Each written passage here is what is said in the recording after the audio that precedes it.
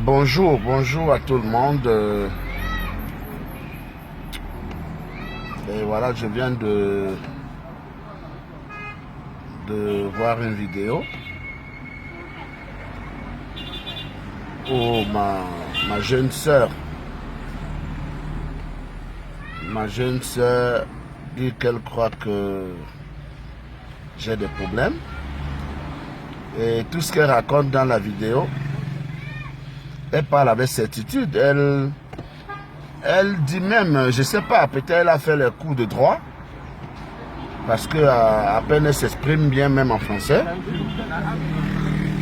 en disant que quand vous avez un procès, vous devez vous taire, vous ne devez pas parler, ceci, cela. Il a insulté la femme qu'il a vécue, la femme qui était sa femme, il a vécu. Qu'est-ce qu'elle en sait? Qu'est-ce qu'elle en sait? Qu'est-ce qu'elle en sait? Est-ce que ses problèmes avec Jean-Louis Messang, on a déjà parlé de ça. Est-ce que ses problèmes avec le gars là à Paris là, le gars qu'elle-même elle a traité, elle m'a dit que le gars, il m'avait dit qu'il est médecin alors qu'il est infirmier. Elle-même, hein, alors qu'il est infirmier. Donc, il ne faut pas parler des choses qu'on ne maîtrise pas. Moi, je suis allé en France, encore tout naïf. J'ai rencontré une femme qui avait 20 ans de plus que moi. Je dis bien 20 ans. Et je l'ai rencontrée la première fois, la deuxième fois, on s'est mariés. Donc, on ne peut pas dire que j'ai vécu avec elle pour se marier. Parce que vous ne savez pas dans quel contexte ce mariage s'est passé. Et je le disais dans les médias que pour rien au monde, je ne poserai une femme plus âgée que moi. Si je ne l'ai pas fait pendant ma galère, je ne vais pas le faire quand je suis déjà longueur, je gagne de l'argent, je fréquente le monde entier, je suis entre deux avions. Puisque je galérais plus, je n'arrive pas en France comme quelqu'un qui vient se chercher, hein, non. Je n'arrive pas en France comme quelqu'un qui n'a pas une vie. Je viens en France parce qu'on m'a invité chanter avec des contrats bien précis. Et le cachet, c'était minimum de 2000 €. Ça, c'est 2002, 2003. Et j'entre en France la première fois avec 17 Camerounais. Alors, quand tu as dit qu'il a vécu avec la femme, et la femme qui était sa femme, c'était pas ma femme. C'était une femme de Kaolo, et beaucoup savent que ça existe en Europe. Vous faites comme si c'est nouveau. C'est pas nouveau. C'est pas nouveau, je suis pas le premier à le faire. Hein? C'est pas nouveau. Wanji Ngunju a aidé un artiste à avoir les papiers. À avoir les papiers en France. Pour ceux qui connaissent Wanji Ngunju, très bien. Je ne vais pas citer le nom de l'artiste, mais ceux qui connaissent Wanji Ngunju savent que Wanji était avec un artiste camerounais et il y avait une femme blanche qui était sa copine. Elle a branché l'artiste qui était son copain avec la femme blanche. Ils se sont mariés et la femme blanche lui a donné les papiers. Alors, moi ça a mal tourné parce que peut-être les conditions n'étaient pas bonnes. Il fallait que j'aille vivre à Bordeaux. J'ai refusé que je veux pas. Je n'ai jamais fait 3 semaines à Bordeaux, 1 mois. Je n'ai jamais vécu 1 mois à Bordeaux. Vous allez me dire que je vivais avec cette femme. Elle se met, elle dit qu'avec cette femme qui était sa femme, il vivait avec la femme. Je suis désolé. Je suis désolé. Et il n'y a que des Camerounaises pour faire ce genre de truc. Vouloir mater les gens parce qu'ils sont dans des positions de faiblesse. Vouloir mater les nouveaux venus. Vous venez d'arriver, vous voyez une vieille maman qui vous exploite jusqu'à... Si vous pouvez même lécher son corps, vous pouvez laver ses habits, vous pouvez faire ceci. Les vieilles mamans, vieilles, elles sont pleines à Paris. Vous parlez que c'était des femmes. Mais il y a des femmes qui sont des criminels. Il faut leur dire la vérité. Vous n'aimez pas quand on vous dit la vérité, vous les Camerounais. Et c'est cette Camerounais que Lunga vous dit et ça vous choque. Allez voir les vieilles mamans dans des soirées camerounaises avec des collants. Les collants qu'elles portent, les fesses sont derrière comme ça. Alors que ici, après la réunion, elle passait un peu de temps à la vente à porter et rentrer dormir. Mais ces mamans discutent les soirées camerounaises avec les jeunes. Discutent les soirées camerounaises avec les jeunes. Vous comprenez? Maintenant, même elles ne vont même plus avec les jeunes. Elles vont avec les jeunes filles. Les mamans là vont avec les jeunes filles maintenant. C'est la mode en France. Les mamans n'aiment plus les jeunes gars. Il n'y a plus les jeunes gigolos. Maintenant, c'est les mamans vont avec les jeunes filles. Hein, vous connaissez la suite quand on parlait des jeunes filles. Les mamans, elles se font sucer par les jeunes filles. C'est ce qui se passe là-bas. Donc, que les disent que vraiment, mon frère, je m'excuse. J'ai été intoxiqué par certains gens qui m'ont dit que oui, ne colle pas ton image à celui qui a insulté une femme, qui a fait ceci. Mais attends. Attends, si je comprends bien, c'est l'enfant que tu as fait avec l'infirmier que tu dis là, qui t'a donné les papiers. Hein. C'est l'enfant que tu as fait avec l'infirmier qui t'a donné les papiers. Et toi-même, tu m'as dit qu'il avait dit que... Oh, il m'avait dit qu'il est docteur, alors que c'est un infirmier. Il m'avait dit qu'il est médecin. Donc il t'a emballé dans une histoire. C'est la même chose qu'on m'a emballé à Bordeaux. C'est la même façon aussi qu'on m'a emballé. On t'a emballé et j'ai appris que tu as construit sur le terrain, du gars, le terrain familial à Kribi. Hein? On t'a emballé. La seule différence, c'est que toi, ce n'est pas allé loin. Mais tu as connu des moments difficiles parce que même la voiture qu'on t'avait offerte pour l'anniversaire, le gars a repris. Donc, évitez de parler des choses que vous ne maîtrisez pas. C'est toi qui me dis, Longuet, je vais t'aider. Je vais t'envoyer 2000 €. Maintenant, on t'intoxique. Tu changes d'avis. Mais dis-moi que Longuet, j'ai changé d'avis. Tu ne dis pas que, oui, la première fois qu'on l'avait libéré, pourquoi si la première fois, si tu savais ça, pourquoi tu me promettais donc que tu vas m'envoyer quelque chose? Et tu me dis que je suis lâche, que je ne peux pas te parler en face. Je te parle de quoi en face, toi et moi? On va parler de quoi? On va parler de quoi? On va parler de quoi en face? Je suis en train de te parler là. Que voilà, tu m'as promis, je ne mens pas. Et toi-même, tu as avoué. Et moi étant en prison, le président, l'homme que tu dis là, il avait donné 500 € à J-Point. Après avoir t'emballé à Aïcha Sol. Hein? Après avoir t'emballé à Aïcha. 500 €. Tu dis qu'il m'a aidé. Mais il donnait l'argent à tout le monde. Hein? Tous les artistes bêtis ont mangé l'argent de ce monsieur. Toi-même, tu n'étais pas en prison, mais il te donnait l'argent. Il te donnait l'argent. Il donnait l'argent à tous les musiciens. Mais je dis, quand je suis tombé, pape, ce qu'il m'avait promis, il ne m'a pas donné. Il a donné 500 €. 500. Tu as vu, moi étant en prison, j'ai fait un don de 2000 € à l'association Together Weekend, qui allait payer l'école aux enfants de Munia et Bolova. Allez sur le net, tapez Longuet fait un don. Vous allez voir, c'est à l'ambassade du Cameroun, devant le consul général. Parce que je ne voulais pas que les gens disent que c'est le montage, c'est ceci. Et c'est ce qui nous sépare, c'est ce qui me sépare de J-Point Rémi Gonon. Parce qu'il m'a dit c'est les escrocs, c'est à lui que je devais donner cet argent.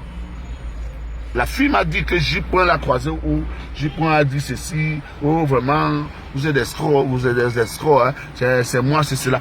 La première personne qui fait la prise en charge pour venir me prendre en détention, c'est Aïcha Sol. J-Point Rémi Gonon vient après Aïcha. Parce que J-Point avait dit qu'on l'avait raflé, qu'il a passé la nuit en cellule. C'est le lundi, quand on m'a déjà... Aïcha, c'est Aïcha et Mabouan que ça, qui sont les premiers à venir me chercher. Donc quand tu parles qu'il fallait quelqu'un bien assis, Aïcha Sol est vieille, hein? Elle peut faire une vidéo. Je dis la première personne qui vient me chercher quand je sors, quand on m'accorde une permission de sortir, c'est Aïcha Sol. Elle avait même le permis.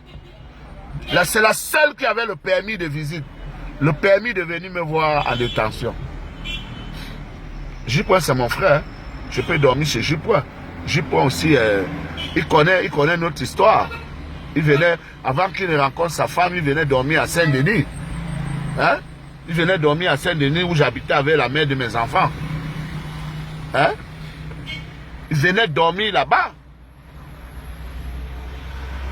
Voilà, donc, ça ne me gêne pas d'aller dormir chez J-Point. Puisqu'on est des frères, toi tu viens de connaître J. Parce que quand tu n'étais pas encore ce que tu es aujourd'hui là. Quand tu n'avais pas chanté l'homme, le ventre, le bas ventre, il n'y avait pas de cousin, cousine. Il n'y avait pas. Il ne m'avait jamais parlé de toi, que j'ai une cousine au quartier qui est en train de préparer son album. Non. Hein? Il ne m'avait jamais parlé de toi. C'est le succès qui vous lie maintenant. C'est le succès qui vous lie. Mais quand tu étais dans ta galère, il ne te connaissait pas, ni toi tu ne le connaissais pas. En tout cas, toi tu rêvais. Tu rêvais que, voilà, un grand animateur, en aucun jour tu n'étais allé le voir que mon cousin, produis-moi ou aide-moi à sortir mon album. C'est le succès maintenant à Paris qui vous lie. Dit que maintenant mon cousin s'est monté, s'est descendu. Quand en 2001, je montais et descendais à Yaoundé avec J-Point. Quand J-Point est sorti de prison, je suis allé le rendre visite, lui donner un peu d'argent. Est-ce que tu étais là? Tu étais même où? Peut-être tu étais encore au village. Que ce soit à Konolinga ou à Ngongang, ou alors en Badmayo, ou alors à Sarmelima. Bref, on ne sait pas. Mais tu étais encore au village. J'ai dit 2001. Parce que tu commences, tu sors ton premier album en 2006. C'est ça, en 2006. Voilà, donc il ne faut pas dire des choses que tu ne maîtrises pas. Tu devais... Quand je suis sorti sur une Cameroun, tu as organisé une conférence de presse. Je suis venu à cette conférence de presse. Tu devrais au moins profiter, t'excuser. Mais comme les gens t'ont emballé, tu dis que oh, ceci, cela, oh, c'est monté, c'est descendu, tu dis que il doit avoir un psychologue. Mais quand on est normal, hein, on ne fait pas la scène avec le ventre dehors, tous les cuisses avec la culotte presque au cul. Quand on est normal, je crois que c'est vous qui devez voir le psychologue. Habillez-vous normalement avant d'aller faire le show. Habillez-vous normalement. On n'a pas besoin de voir des nombrils aussi bizarres. On n'a pas envie de voir des cuisses. Les cuisses, ceci, cela. On n'a pas envie de voir des poitrines presque nues. On n'a pas besoin de ça. Donc, avant de vouloir faire comme si vous voulez donner les leçons aux gens, vous voulez faire ceci, regardez-vous dans un miroir.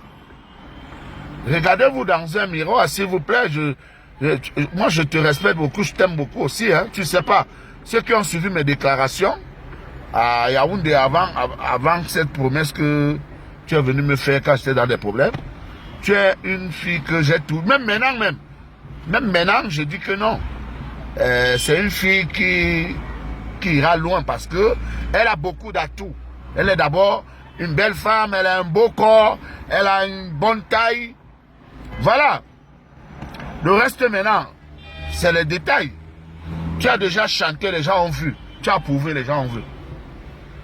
Voilà, mais il faut éviter de raconter des choses que vous ne maîtrisez pas.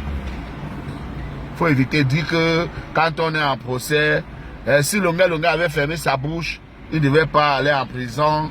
Qu'est-ce que tu en sais? Tu es magistrat, mais rentre à l'école, tu deviens magistrat. Comme ça, tu vas prendre les cours de droit.